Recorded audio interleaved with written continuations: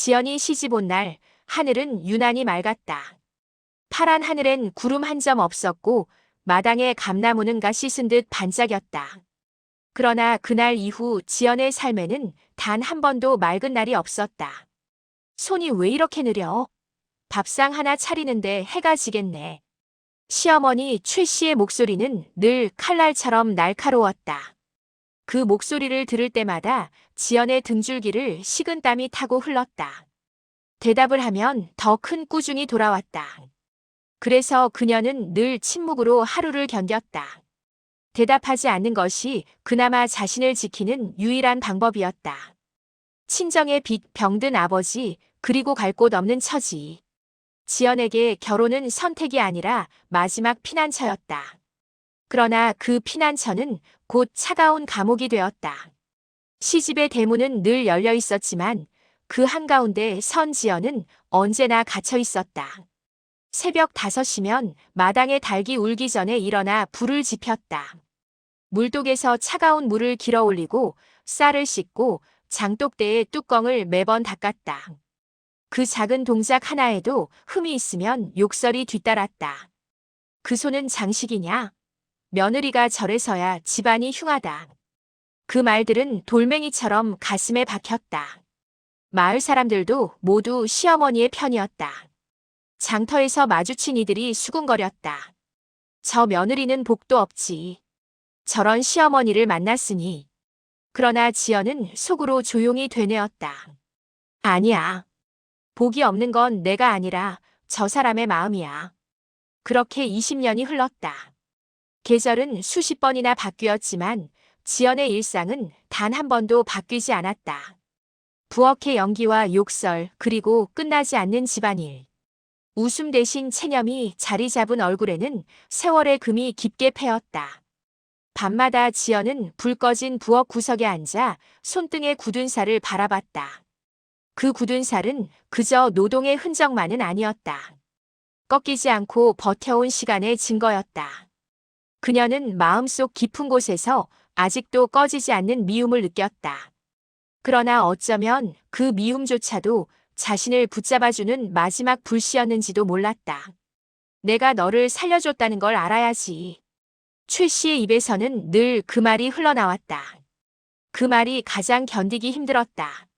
살려줬다니. 차라리 죽였다고 말하는 편이 더 솔직하지 않은가. 남편은 병든 뒤 얼마 버티지 못하고 세상을 떠났다. 장례를 치르고 모든 손님이 돌아간 뒤 집안은 다시 낯설도록 조용해졌다. 그러나 그 고요 속에서 지연은 더 깊이 갇혔다. 아이 하나 없이 남겨진 집에서 시어머니는 더욱 무겁게 존재했다. 마을 사람들은 지나가며 수군거렸다. 저 여자는 독하지. 20해를 그 아래서 버텼다니. 그건 칭찬도 위로도 아니었다. 오히려 그녀의 불행을 두고 하는 놀라움 같았다. 그렇게 끝도 없이 반복되던 날들 중 하나 지연은 결심했다. 이제 그만 떠나자. 더는 이곳에서 썩지 말자. 자신을 미움으로만 버티게 만드는 이곳에서 벗어나야 했다. 새벽녘 낡은 가방에 옷 몇 벌을 넣었다. 가장 오래된 치마 저고리, 아버지의 헌수건 하나. 손끝이 떨려서 마지막 단추를 끼우는 것도 쉽지 않았다. 그런데 문고리를 잡으려는 순간 등 뒤에서 고요한 목소리가 들려왔다. 지연아. 20해가 지나서야 처음 듣는 이름이었다. 시어머니는 작은 나무 상자를 내밀었다. 주름진 손이 흔들리고 있었다. 이거 가져가거라. 대문 넘기 전엔 열지 마라. 지연은 비웃듯 상자를 받아들었다. 마지막 순간까지 사람을 시험하는구나. 그렇게 속으로 중얼거렸다.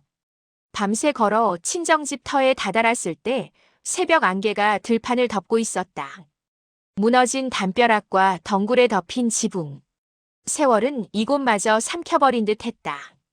지연은 한참을 멍하니 서 있다가 문득 상자를 떠올렸다. 손끝으로 뚜껑을 여는 순간 개떡 냄새와 함께 먼지가 피어올랐다. 그런데 떡 아래에는 낡은 종이 뭉치가 숨어 있었다. 면천장, 오래된 문서, 그리고 낯익은 비녀 하나. 아버지가 생전에 꽂던 바로 그 비녀였다. 그 아래엔 구겨진 쪽지 한 장. 떨리는 글씨로 이렇게 적혀 있었다. 내가 나를 미워해야 살 수 있을 것 같았다. 빚쟁이와 추적꾼이 너를 찾지 못하게 하려면 내가 악독한 시어머니가 되는 수밖에 없었다. 지연의 손이 떨리고 숨이 막혔다. 종이에는 자신이 몰랐던 20회가 적혀 있었다. 친정의 빚을 갚기 위해 재산을 팔고 흉년의 약을 구하지 못해 자신의 살을 베어 다렸다는 고백까지. 마지막 문장은 더욱 잔잔하게 박혔다. 미안하다. 그리고 고맙다. 살아줘서. 지연의 무릎이 힘없이 꺾였다. 손에 쥔 상자가 바닥에 떨어져 개떡과 문서가 흩어졌다. 새벽빛이 그 위로 스며들었다. 지연은 하늘을 올려다보았다. 그렇게나 원망했던 하늘이 이제야 맑게 열려 있었다. 친정집 터에 다다랐을 때 바람은 차가웠다. 한때 웃음소리 가득하던 마당은 잡초로 뒤덮여 있었고 담벼락은 무너져 있었다. 지연은 돌담에 손을 얹었다. 거칠어진 돌의 감촉 속에서 지나간 세월의 흔적이 전해졌다. 그곳엔 이제 아무도 살지 않았다. 지연은 한참을 서 있었다. 그저 서 있는 것만으로도 눈물이 흘러내렸다. 이곳마저 남의 땅이 되어 있었다. 누군가 세월 속에서 이 집을 팔고 허물고 잊어버린 채 살았겠지. 그때 비로소 지연의 손에 들린 상자가 무겁게 느껴졌다. 떠나오며 대수롭지 않게 받아든 것이지만 이제는 어떤 운명의 열쇠처럼 다가왔다. 망설임 끝에 뚜껑을 열었다. 오래된 나무 향과 함께 개떡 냄새가 희미하게 퍼졌다. 그 익숙한 향이 어쩐지 코끝을 시리게 했다. 그러나 떡 아래에는 뜻밖의 것이 숨어 있었다. 낡고 접힌 종이 뭉치, 누렇게 바랜 면천장, 그리고 그 위에 얹힌 비녀 하나. 은은한 빛이 흐르는 그 비녀를 보는 순간 지연의 숨이 멎었다. 아버지의 비녀였다. 어린 시절 아버지가 늘 머리 위에 꽂고 다니던 그것. 병상에서도 손에서 놓지 못하던 유일한 물건이었다. 그녀는 손끝으로 그것을 쥐었다.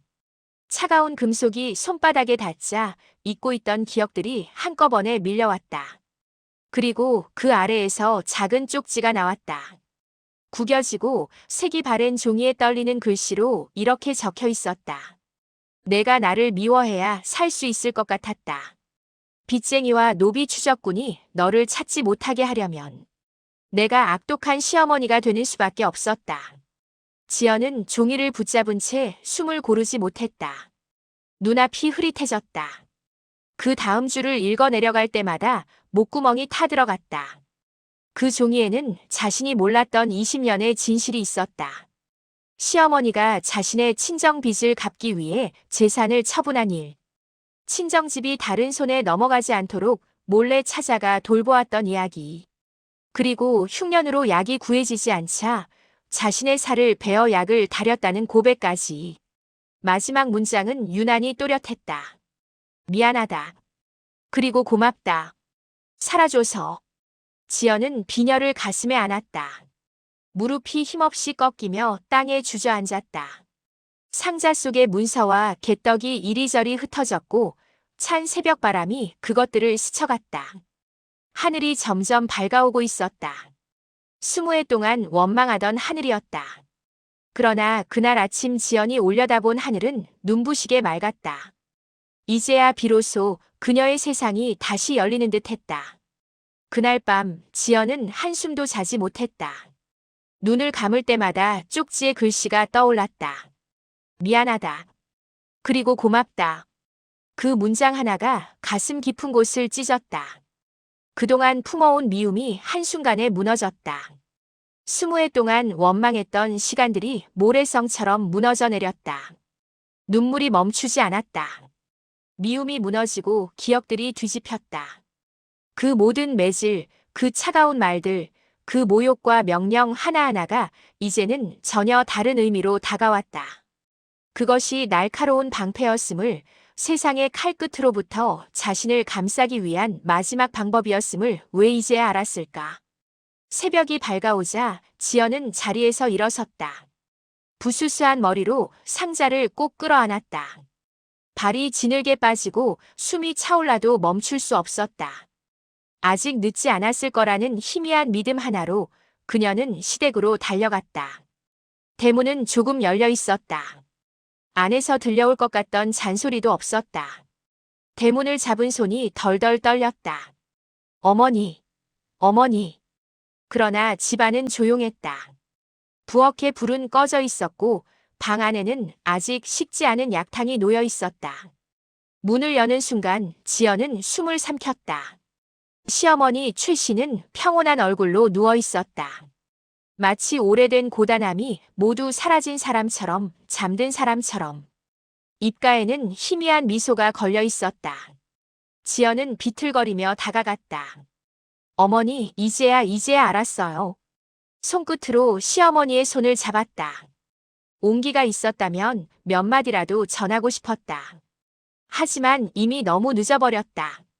그때 이불 곁에 놓인 쪽지 하나가 눈에 들어왔다. 낡은 종이 위에 또렷한 글씨. 내가 대문을 나서는 소리를 듣고 이제야 마음이 놓였다. 짧은 문장 하나가 세상의 모든 울음을 대신했다. 지연은 그 자리에서 무너졌다.